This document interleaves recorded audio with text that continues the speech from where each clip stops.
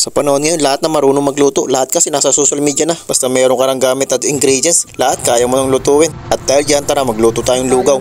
Yung painit mo lang yung kaldero, tapos salangan mo ng mantiga, tapos salang mo yung ginger, halo konti, tapos salang mo yung bawang, tapos halo-halo ulit, tapos salang mo na yung sibuyas mga boss. Yun, sunod mo na rin yung green onion,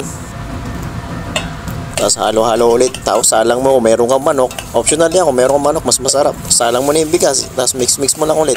Tapos ilagay mo yung pinagugasan mo ng bigas, mas masarap yan kung yung ilalagay mo. Tapos salangan mo ng black pepper, turmeric, para lang sa may mga gusto ng turmeric, tapos sili. Tapos salangan mo ng Maggi powder, or kung may cubes ka, mas masarap. Tapos takpan mo, buksan mo, pag kumulo na, tekma mo, pag masarap, yun, pwede nang kainin niya mga boss.